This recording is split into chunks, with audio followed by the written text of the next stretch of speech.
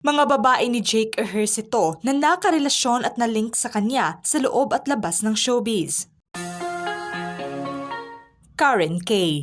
Naging kontrobersiya nga noon ang hiwalayan ng dating couple na sina Andy Eigenman at Jake Ejercito. Napakaraming rason nga ang naiwan sa nooy naturang isyu sa relasyon ng dalawa. Isa sa mga naging rason upang tuluyang iwan na ni Andy ang aktor noon ay sa kadahilan ng may iba na nga itong nakarelasyon. Nakita nga ni Andy noon na may kahalikang babae si Jake dahilan upang napagdesisyonan niyang iwan na ito. Hindi nga gaanong katunog ang pangalan ng naturang babae sa publiko, ngunit base na sa aming source ang may username sa Instagram na si Kay Uz, ang isa sa mga babaeng nakarelasyon umano ni Jake. Base nga sa Instagram account nito ay isa nga itong babaeng piloto. Inamin naman ni Jake noon na ang naturang kumalat na larawan ng kanyang kissing scandal ay hindi niya alam na magiging malaking issue pala at pinagsisihan niya ang kanyang pagkakamali. Makikita naman sa Instagram account ni Karen K na magiging soon-to-be bride na nga ito sa kanyang fiancé.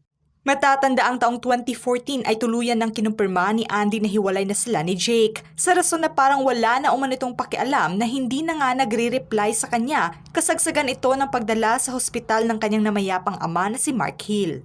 Hindi naman nais sa publiko noon ang tungkol na sa issue at relasyon ni Jake sa kanyang ipinalit noon kay Andy. Nakalaunay naghiwalay din umano sila ng tahimik. Ngunit marami nga sa mga taga-suporta noon ni Andy at Jake ang nanghinayang sa relasyon nila. Maine Mendoza.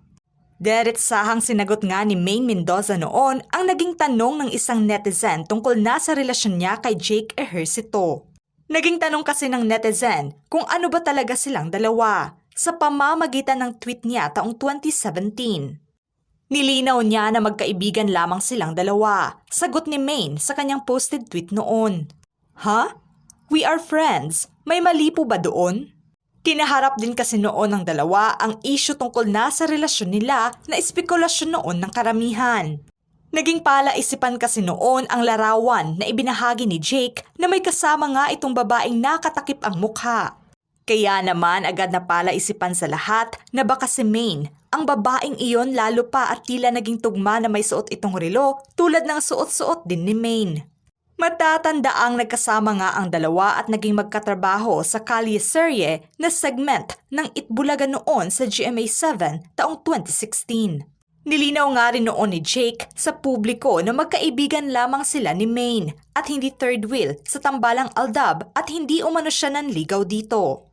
Tila nakitaan kasi ng magandang chemistry ang dalawa on-screen dahilan upang magselos ang mga Aldab fans o mga taga-suporta ng love team na Alden Richards at Maine Mendoza. Bea Alonzo. Taong 2019 ay na-link noon si Jake sa aktres na si Bea Alonzo. Matatandaan na pinag-usapan noon ang isang video kung saan malagkit ang naging titigan ng dalawa sa isa't isa. Sa paglilinaw ng aktor noon, tungkol na sa isyong ito ay wala umanong dapat ikabahala ang mga fans ni Bea dahil walang mali siya ang naturang video at magkaibigan lamang sila. Naimbitahan lamang umano siya sa kaarawan ng aktres at +1 lamang siya sa stylist ni Bea na kaibigan din niya at hindi niya rin alam kung bakit napapayag siya na maging +1 sa kanyang pahayag noon. Anya. Yun nga, ang ending ng pagpunta ko doon na blow up na online. Pero wala talaga. Talagang fan ako ng One More Chance. Kaya noong makita ko si Bea, talagang na-starstruck ako. Kasi in my head, si Basha. Fan ako ni Basha and Popoy. Dagdag pa niya na walang panliligaw na nangyari. Dahil kung tutuusin umano ay nahihiya pa siya kay Bea dahil nga nagkaroon ng issue na wala namang katotohanan. Ria Atayde. Pumutok nga ang balita noon tungkol na sa relasyon ni Jake sa aktres na si Ria Atayde. Nag-ugat nga ito taong 2022 dahil nasa sweet na larawan ng dalawa kung saan sa ibinahaging Instagram story ni Alora Sasam makikitang nakahalik nga si Jake sa mga pisngi ng aktres. Nang panahon ding iyon ay naging magkatrabaho ang dalawa sa seryeng The X Factor kung saan kasama din si Alora Sasam. Ang naturang kontrobersiyang larawan ay parehong ibinahagi pa ng dalawa sa kanilang mga accounts dahilan upang mag-init pa ang naturang espekulasyong may namamagitan talaga sa kanila. Napatunayan naman kalauna na para lang pala iyon sa proyektong kanilang pagbibidahan kaya naman hindi na nagsalita pa ang dalawa tungkol sa isyong iyon. Sa mga panahon ding ito ay bukas na inamin ng aktor na hindi niya prioridad ang pakikipagrelasyon, kung saan nakafocus lamang ang kanyang oras at atensyon sa kanyang unika iha na si Ellie. Ivana Alawi. Nagkaroon nga ng issue noon si Ivana sa kanyang kapwa-aktor sa seryeng A Family Affair na si Jake Ejercito. Dahil sa magandang chemistry ng dalawa sa telebisyon at pagiging close nila sa isa't isa, ay nagbunga nga ito ng espekulasyon sa karamihan. Parehong pinusuan naman ng karamihan ang batuhan nila ng mga kulitan online. Matatanda ang ibinahagi nga noon ng aktor ang cute conversation nila ni Ivana. Tila na nice talking naman ang natanggap ng aktor dahil hindi nga siya sinagot ni Ivana sa tanong nito kung gusto ba umano nito ng Starbucks. Tanging emoji lamang ang reply ng sexy actress.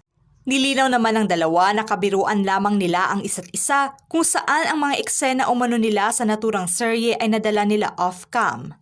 Kaya naman mas naging malapit pa sila sa isa't isa. Casey Del Rosario. Masakit kung maituring at mailarawan ni Andy ang relasyon ni Jake kay Casey Del Rosario. Bukas na inamin niya na iniyakan niya ang viral na larawan ng couple. Ngunit bago pa man niya makita ang naturang larawan, ng dalawa ay alam na niya na mauuwi sa relasyon ang estado nila. Noong nagsasama pa sila ni Jake, ay alam na niya na nagpapalitan na ng messages ang dalawa at inilarawang may something na umano. Nilinaw naman niya na wala namang nangyaring overlap sa relasyon nila sa pahayag ni Andy noon. While we were still together, nakita ko na kasi yung exchange of messages nila. So parang alam ko na, meron na akong kutob. Pero hindi ko inasahan na pag naghiwalay kami talaga palang magiging sila. Hindi ko inasahan yon. And yun po, nung nakilala niya si Casey, hindi ko po sinabi na ayoko na talaga. Kasi alam niya po kung gaano ko siya kamahal. Pero hindi ibig sabihin noon na I took it against him. Karapatan niya yon, hindi naman na kami.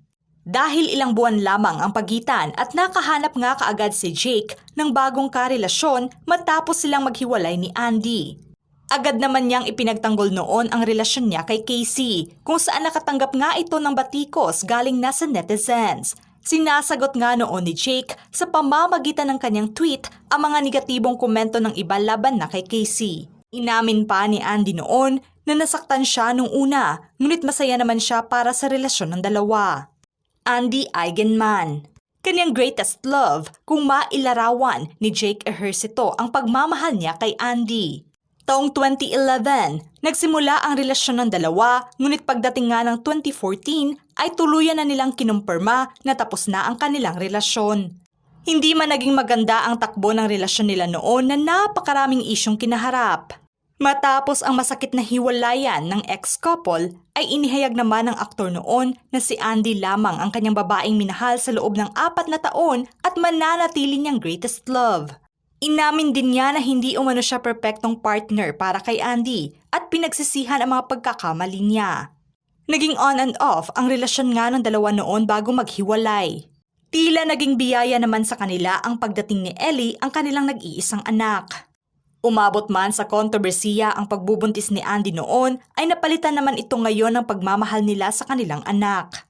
Naging maganda nga ang co-parenting setup nila para na kay Ellie na siyang pinusuan ng karamihan.